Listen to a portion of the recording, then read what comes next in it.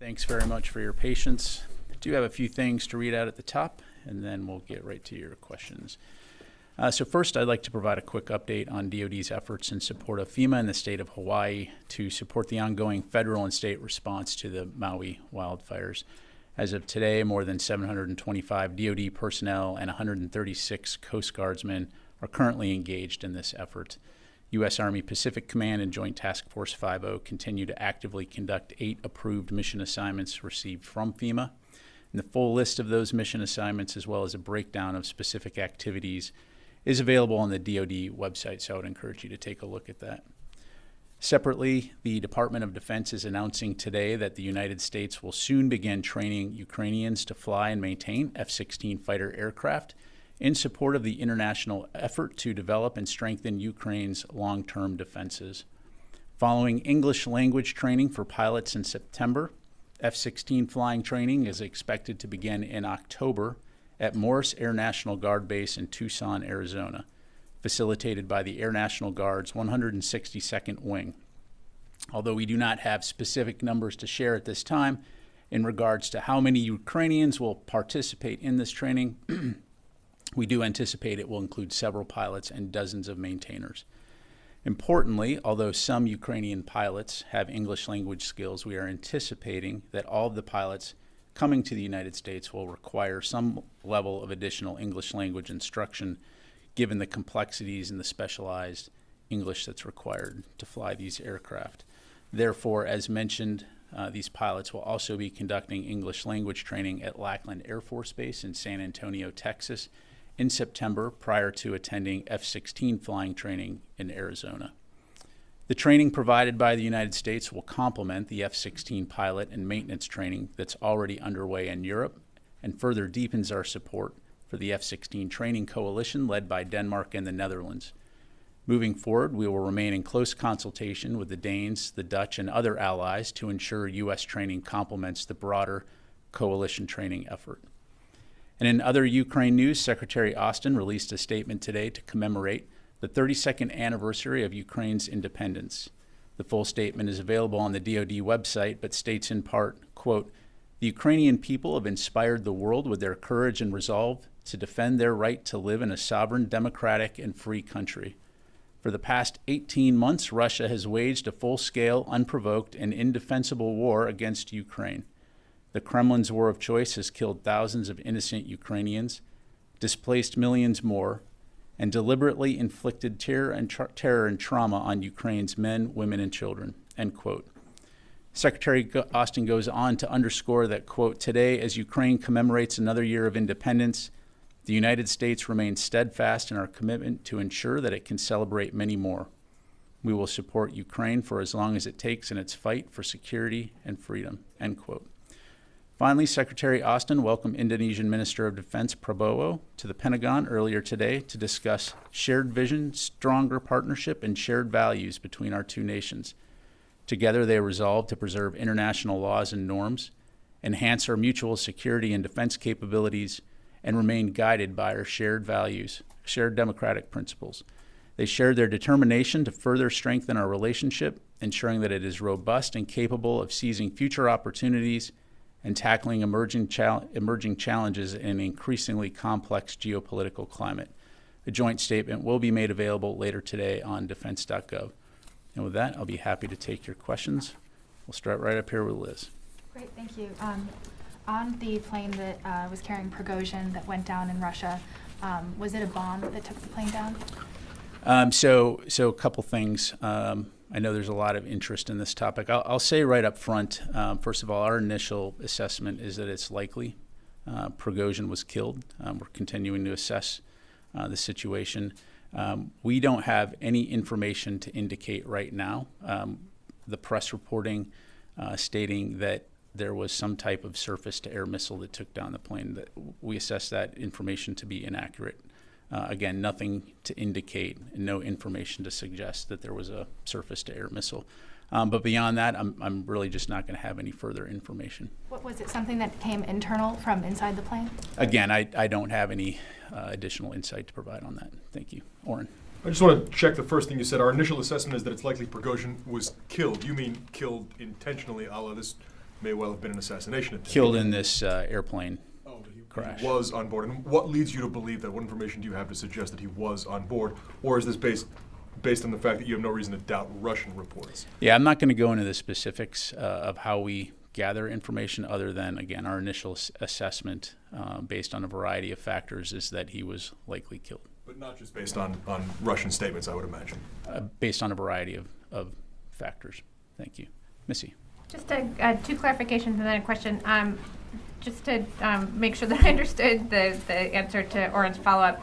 So you guys are not willing to say that you believe it was an assassination attempt. You're just being neutral on that right now. Is that right? Look, we're continuing to assess the situation. I'm not going to have any further information on how or why the airplane crashed. Okay, and then on the F-16 training, the administration had said previously that it would consider hosting training for Ukrainian pilots in the U.S. if capacity in Europe proved to be insufficient. But I think they're just getting going. Is that what happened? Did you guys conclude that their capacity was insufficient, or was there a decision just to go ahead with this, even though their training is really just getting off the ground? And then my question, just to put it out there right now, is regarding these reports that the Saudi border forces may have attacked and killed a number of asylum seekers trying to cross from Yemen into Saudi Arabia.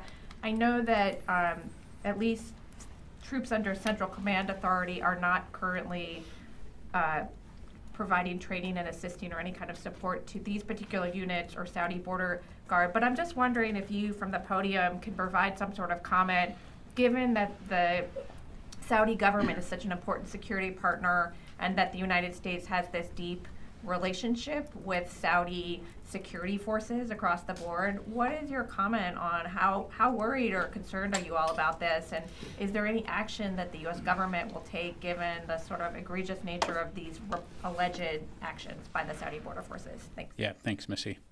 There's a lot of questions there. Everybody settle in. All right. So on your first question, in terms of us providing this training. Yeah. So really, as we looked at our European allies providing this training, recognizing the fact that we want to do everything we can to help move this effort along as quickly as possible in support of Ukraine, we know that as the Danes and the Dutch prepare to train those pilots, that at a certain point in time in the future, capacity will be reached. So preemptively acknowledging that and leaning forward in order to assist with this effort is the impetus for why we're doing this now. As it relates to Saudi Arabia, again, we're aware of the report. We're aware of the allegations. As you highlighted, the U.S.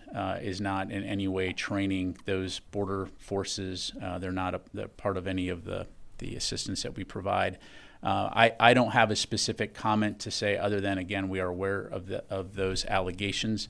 I know that the State Department is looking into that, but I don't have anything further to provide at this point. Thank you. Ashley.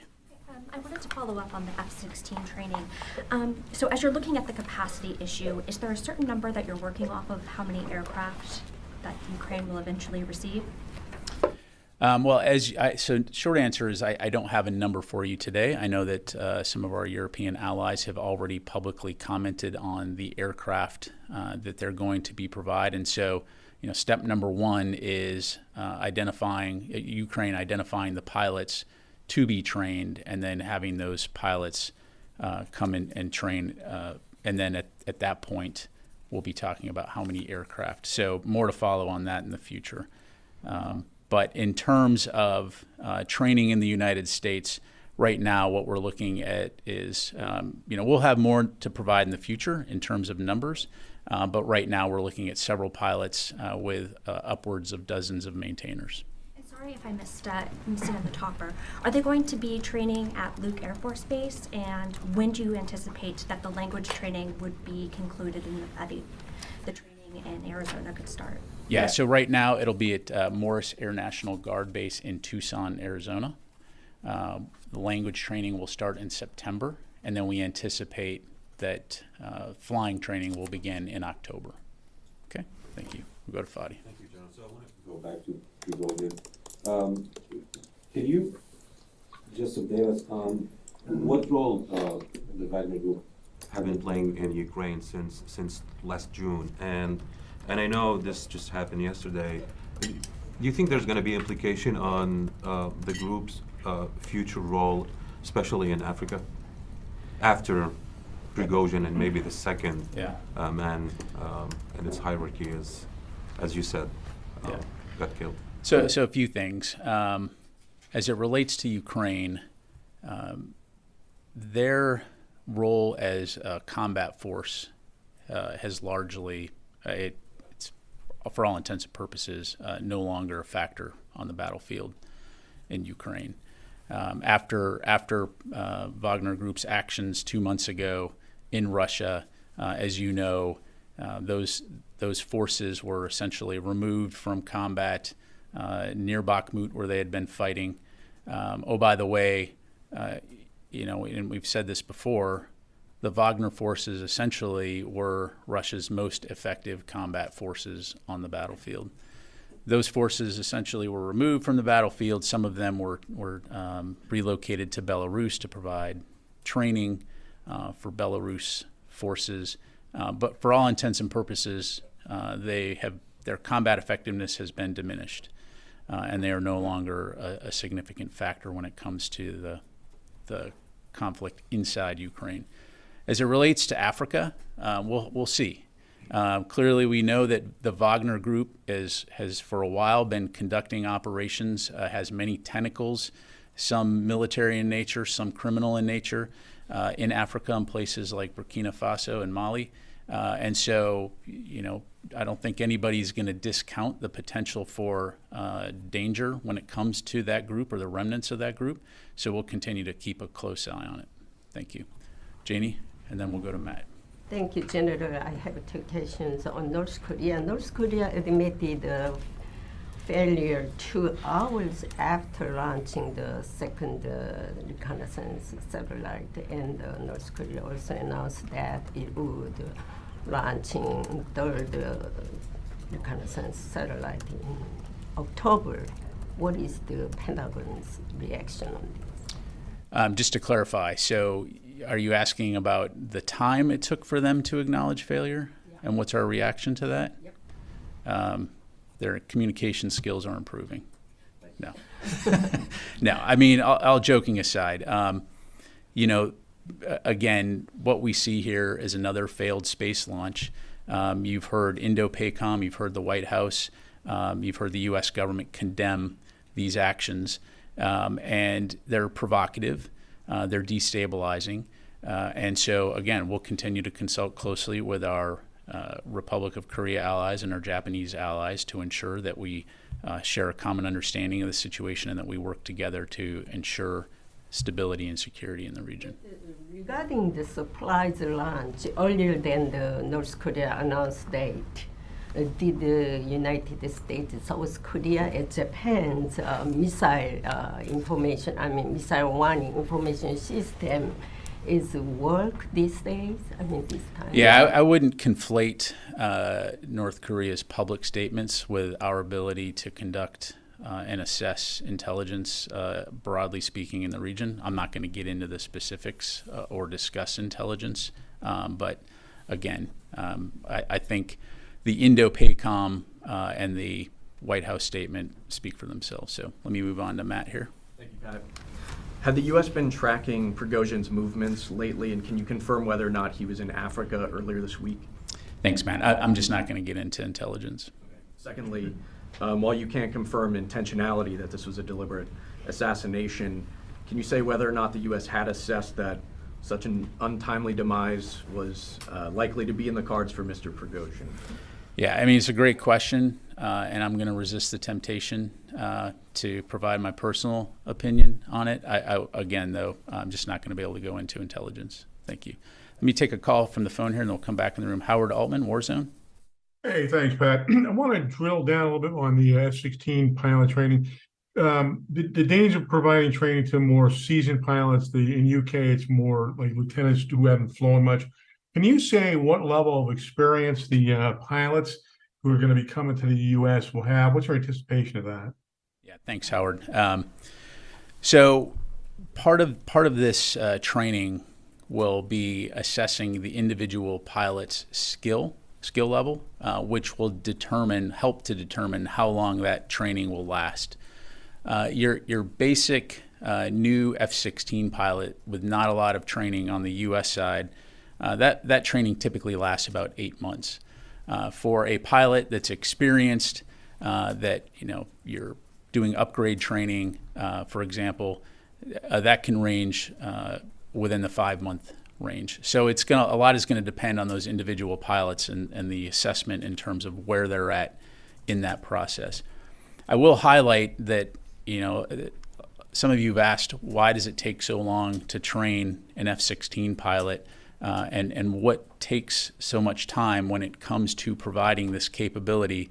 Just broadly speaking, your average F-16 pilot that goes from basic flying training or undergraduate pilot training into fighter training, there's a series of essentially courses that you're going to have to go through. You're going to have to go through Introduction to Fighter Fundamentals, where they're going to teach you formation flying, basic fighter maneuvers, weapons employment, and this is going to help you transition from being a basic pilot mindset to a fighter pilot mindset. There's going to be some type of ground training involved. You've all seen the images of people going through a centrifuge training to learn how to cope with G-forces. There will be additional training on air combat maneuvering, tactical intercepts, close air support, suppression of enemy air defenses, and then all of that leading up to your mission qualification training, which then allows your instructor to certify that you're combat ready. So those are the kinds of things that go into training a fighter pilot. Oh, by the way, this is a high performance aircraft with a significant logistics and maintenance tail. So training all of those maintainers on how to maintain this aircraft so that it can stay in the air, training the ground support, air traffic controllers, the fuelers, the communications associated with that. All of that is entailed in maintaining this platform. So hopefully that gives you some insight. Okay, come back in the room. We'll go to Gordon. A few things on F-16s. One is, I know you don't want to talk about the number of pilots, but do you think that this announcement will expand the number of pilots that can be trained? One. Two, I think that the original estimates for getting F-16s to the Ukrainians on the ground or whatever was roughly mid-24 to the end of 24. Do you see that maybe brought to the left a little bit? And what about air-to-air munitions? Would the U.S. provide AMRAAMs or something like that as part of this deal? Yeah, so a couple things. In terms of the number of pilots, Ukraine will determine the number of pilots that they require to go through the training. And again, what this will do is essentially increase the capacity across the coalition for training those pilots, right? So it's another venue by which to train. So again, as more information becomes available, as the program matures, if there are more pilots, certainly we'll let you know. As it relates to the timeline for F-16 deliveries, we're talking a matter of I'm not going to get into specifically. I don't want to speculate on when F-16 aircraft will be delivered, other than you've heard us say that when training is complete, the Europeans are looking to provide aircraft, F-16 aircraft, and the United States will support that effort through the third-party transfer process. So we're talking months, not weeks, obviously. And as we said from the very beginning in May, this is about the long-term support to Ukraine. This is not about the counteroffensive that they're conducting right now. So no. Are you leaving the door open to a possible acceleration of when the fighters could get there, or the jets could get there? Obviously we're going to work as fast as we can, but what you don't want to do is you don't want to rush a pilot and train him in a high-performance combat aircraft and then put him in harm's way, not fully prepared. So a lot of this will depend on the pilots, where they're at and experience, the training, and making sure that, again, that we're providing the right pilots with the right aircraft at the right time to be able to be effective at the end of the day in combat. So let me go to Brandy. Thank you, sir.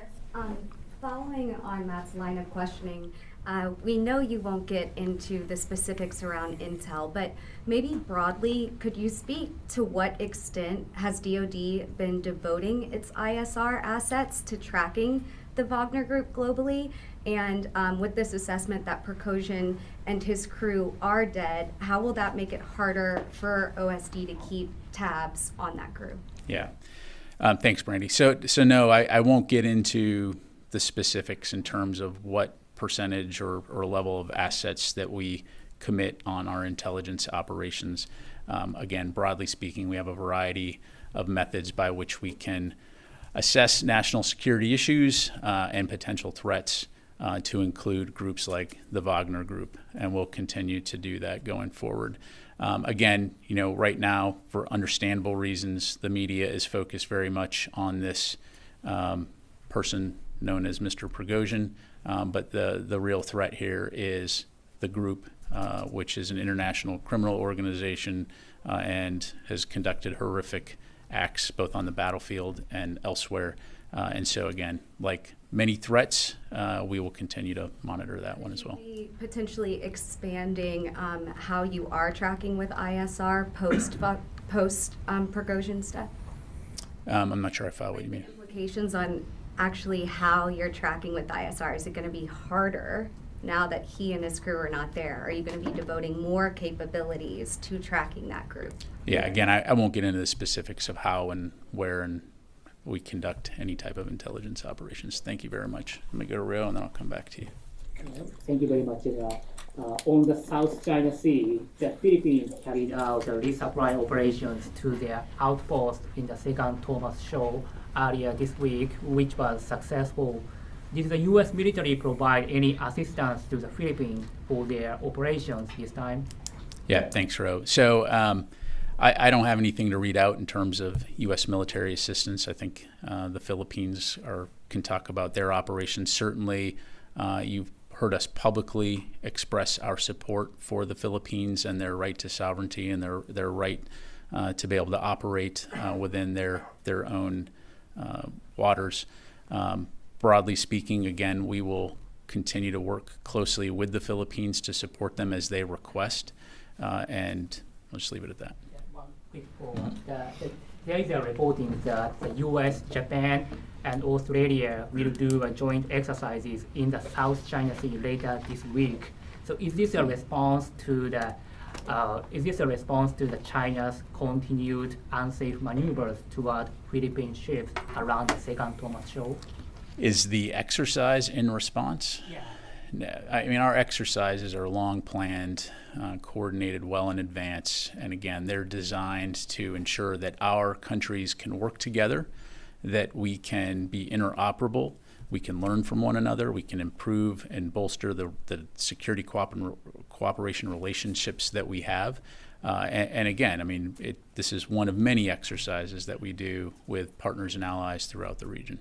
Thank you very much. Fadi, yeah. One clarification, based on what you said, does the DoD consider the second Thomas Shoal as part of sovereign territory of the Philippines?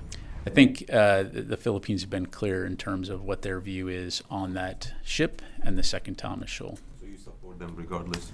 We support the Philippines defending protecting their sovereign waters. Yes, ma'am. Thank you, sir. Kimberly Underwood from AFCEA Signal Magazine. I wanted to ask more about the F-16 fighter training in the U.S. Can you go into why Morris and the Air National Guard's 162nd Wing was chosen, I think, for the flight training? And you mentioned the language training would be at Lackland. Obviously, San Antonio does tons of training for the Air Force, but can you go into the reasoning behind that choice? Thanks. Yeah, sure. The 162nd Wing is the Air National Guard's premier F-16 training wing.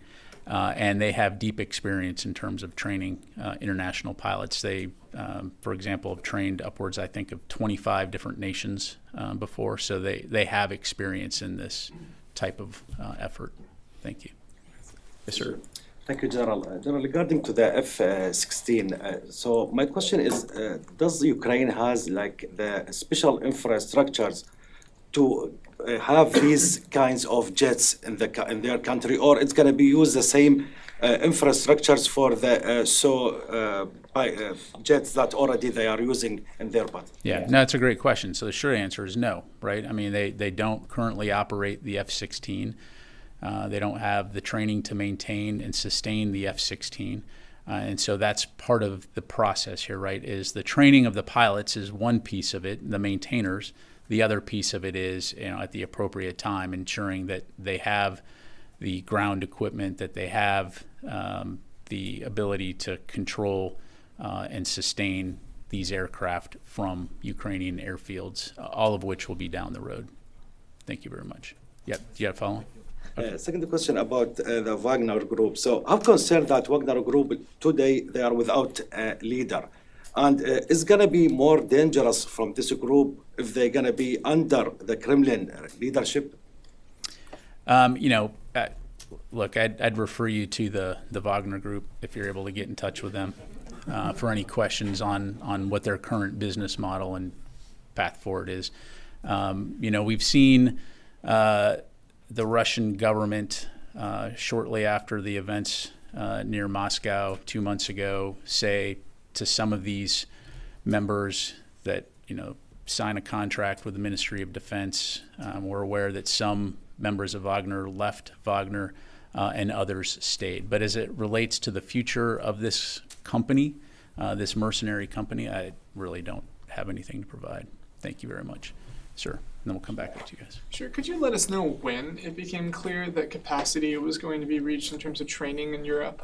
Just when that decision became clear. Yeah, again, we've been working and consulting very closely with the Danes and the Dutch all along. And as we assess the program, this is a preemptive move to say, you know what, let's go ahead and lean forward, recognizing that eventually we don't even want it to become an issue in terms of capacity. We don't want to wait till you reach capacity and then say, okay, let's do this. So again, proactively making this facility available to train Ukrainian pilots. Thank you. Let me go to Carla and then Oren. Thanks.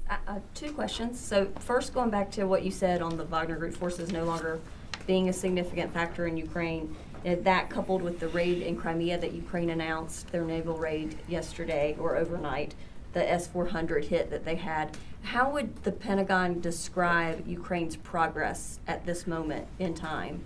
Is it slow progress? Is it still stalled? I mean, yeah, thanks. Thanks, it? Carla. So talked about this a little bit earlier this week. I'm going to refrain from providing an operational update. I will say that broadly speaking, Ukraine continues to get after it and fight. They are making some progress along the front line, but it's going to be tough. It will continue to be tough for all the reasons we've talked about, not the least of which is significant obstacles to include minefields. And so, our focus is going to be on consulting with them and ensuring they have what they need to be successful on the battlefield. And then to follow on Niger, just an update to that, is there any change to U.S. military posture at this point in Niger? At what point does this coup become a coup in the eyes of the Pentagon?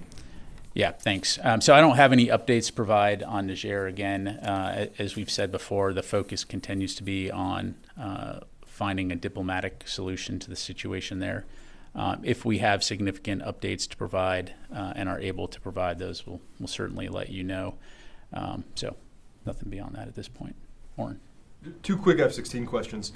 Will the Ukrainian pilots get the full training the U.S. would get on everything a U.S. F-16 pilot would need to do, or will that be stripped down? Meaning, do they need things like aerial refueling? Or will that simply be taken out of the training to expedite it? And then, is there an overall goal for the U.S., the Dutch, the Danes, and everybody else? Or are you trying to create one F-16 squadron, 2, 3? Is that determined yet? So, Oren, on the particular curriculum for the pilots, again, I think part of that will be determined by their experience levels, and we'll know more in the days ahead. As it relates to how Ukraine organizes this force, obviously that's going to be a Ukrainian decision. I'm confident, in consultation with us on how best to employ that capability. So that's really a question that we'll be able to better address down the road. And then at some point, will we be able to see this training at Morris Air National Guard Base? I'm surprised it took that long for you to ask this. I will take that request, and we'll see what we can do. All right. Yes, ma'am. Caitlin with Defense One. For the F-16 training, is any of it going to be, is it just the basics of fighter pilot training for the aircraft, or are you also going to include anything for like Russian-specific aerial tactics for the pilots? Yes, it's a good question. What I would tell you right now for the training in the U.S. Will be the fundamental fighter pilot training. You raise a good point, right? That step one in becoming a fighter pilot is going through fighter pilot training, but that combat experience and combat training is also important. So again, more to follow. The coalition will continue to look at how best to prepare these pilots so that they can be successful in the air when those aircraft are employed in Ukraine. For the maintainer training, is any of it going to involve like how to do like 3D printing for parts? I'm assuming that supply chain might be restricted. Yeah, so I don't have that level of granularity yet. So as more details become available, and importantly, as they're releasable, we'll be sure to keep you updated on that front. Take a couple more here. Yes, sir. Hey, sir. You mentioned the persistent threat by Wagner as a transnational criminal organization. Does the department assess that there's a sort of a heightened threat posed by Wagner personnel in the wake of Prigozhin's death? Like, are U.S. forces in Syria in any way in a state of heightened alert? I haven't seen anything to indicate that at this point. Thank you. And last question. Yes, ma'am. I wanted to follow up on providing F-16s to Ukraine, and when that determination is made, is that going to be like a blanket re-export authorization, or is that going to be a country-by-country basis? As we've highlighted, the Danes and the Dutch are leading this F-16 training coalition, and so they've already publicly come out and said that they will provide F-16 aircraft to Ukraine. And so the way that process will work is they will submit the third-party transfer request to the United States, and you've already heard Secretary Blinken say that we will expedite those requests in consultation with Congress. So as they identify specific aircraft to go to Ukraine, and a key piece of this is our allies have said, when the training is complete. So the idea would be to marry up the trained pilots with the aircraft. That's when you would look at seeing those aircraft go forward. So again, when we get to that point, I'm sure we'll have more updates to provide. Thank you. Do you have time for one extra question?